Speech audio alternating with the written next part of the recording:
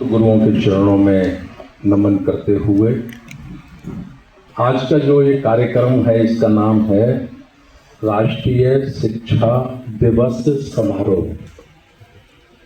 राष्ट्रीय शिक्षा दिवस समारोह और इस समारोह में जो उपस्थित हैं हमारे पूरे राष्ट्रीय पदाधिकारी, प्रदेश पदाधिकारी और देश भर से आए हुए सभी राष्ट्रीय बौद्ध महासभा के जिम्मेदार साथी, हमारे दूसरे संगठनों के भी हमारे आदर के योग्य सभी जिम्मेवार साथियों को मेरा सादर नमो बुद्धाय, जय भीम। पूना की इस पावन धरती को नमन करते हुए, वैसे तो मेरा इस बार तीसरी बार पूना में आना हुआ है, लेकिन सभा के रूप में अपनी बात रखने के रूप में ये मेरे जीवन का पहला मौका है कि आज पूना में मुझे कुछ बोलने का मौका मिला है। पूना के बारे में हमने 1980 और 81 से ही सुनना शुरू कर दिया था, क्योंकि 1980 में बामसेव के माध्यम से मैं मान्यवर काशीराम साहब से जुड़ गया था। तो हमेशा मान्यवर काशीराम साहब जब 10 लोग, 5 लोग या कम लोगों के बीच में बैठते थे और बहुत लंबे समय तक बात करते थे, तो पूना का नाम जरूर लेते थे। पूना की चर्चा हमेशा वो करते थे और कभी कभी तो कहते थे कि मैंने पूना से पहले ठीक से कभी बाबा साहब डॉक्टर अम्बेडकर जी का नाम भी नहीं सुना था। पूना में मैंने अपनी सर्विस के दौरान बाबा साहब डॉक्टर अम्बेडकर जी का नाम सुना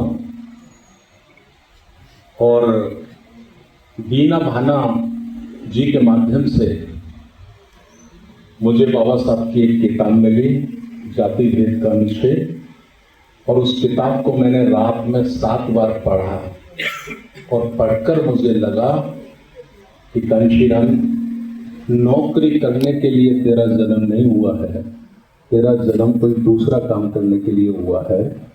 और उन्होंने अपनी नौकरी छोड़ दी।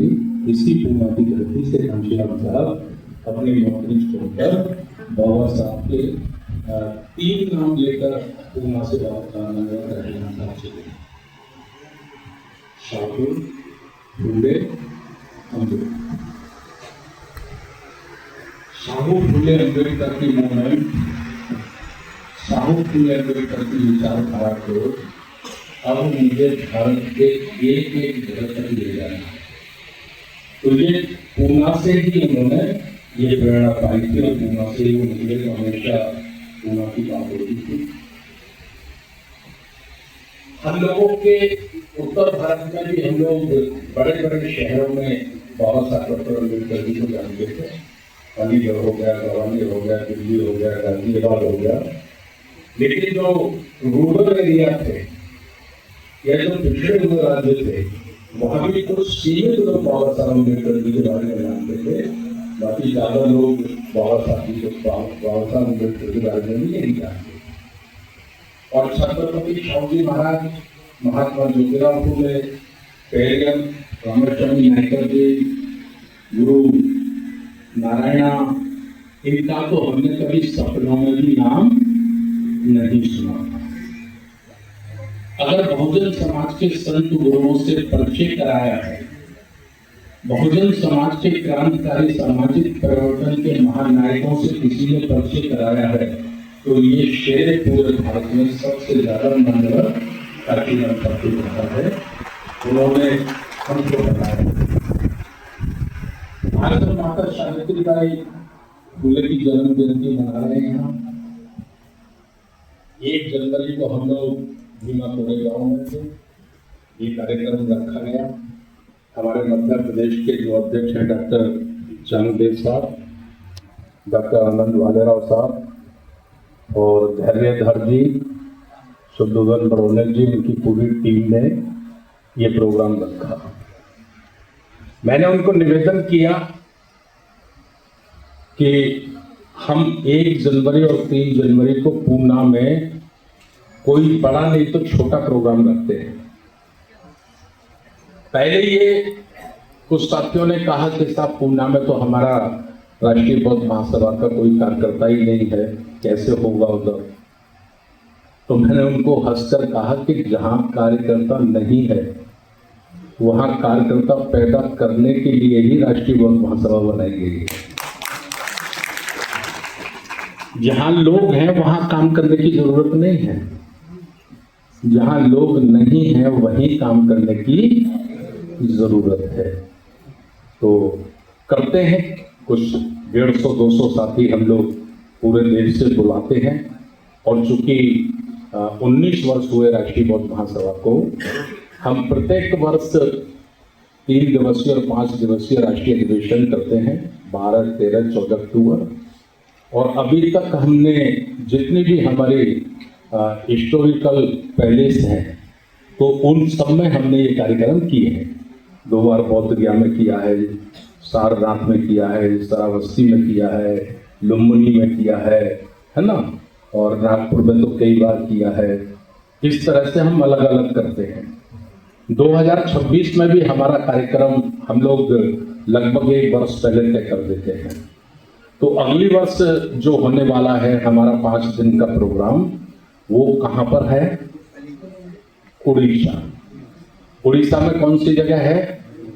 जहां कलिंग की युद्ध हुआ था, ठीक उसी भूमि पर जहां कलिंग की युद्ध हुआ था, जहां अशोक सम्राट को अशोक चंडाल से धम्मप्रिय अशोक बनने की दीक्षा मिली थी।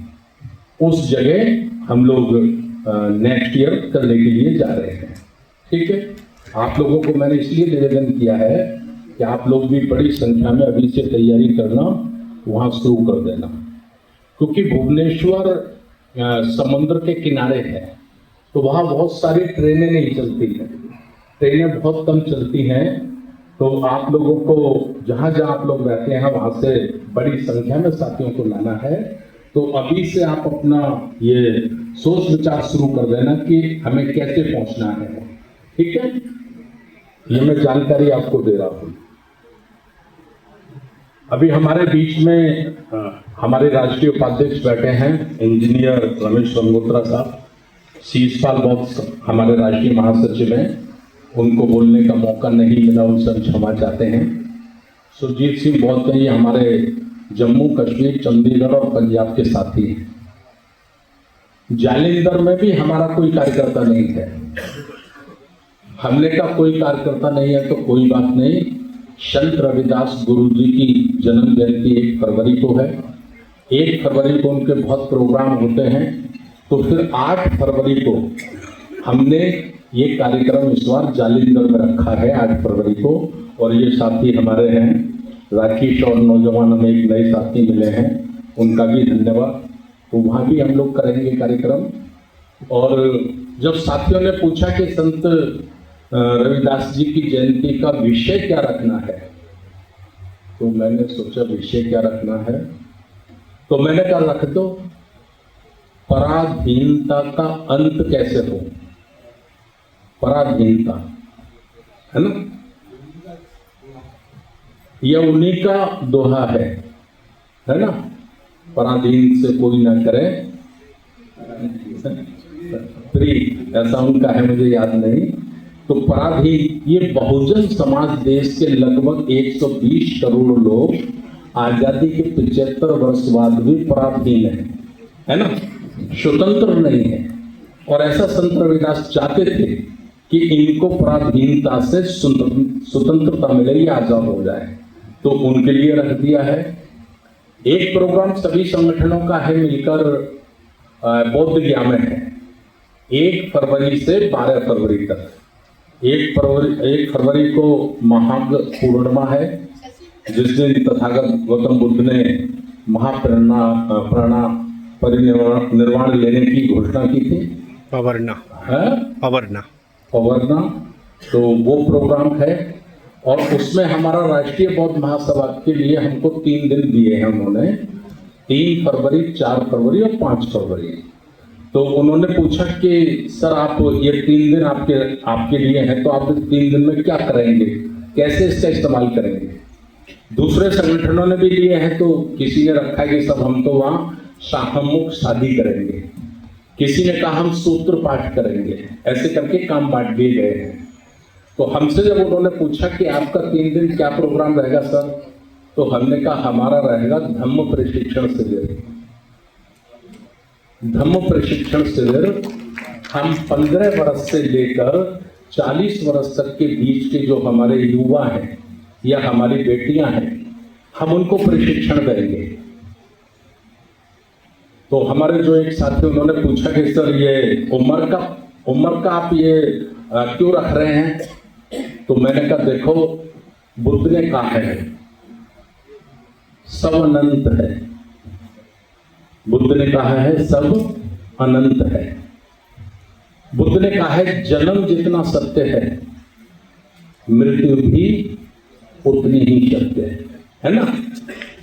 तो इससे ऊपर वाले जो हैं वो सत्य की ओर है।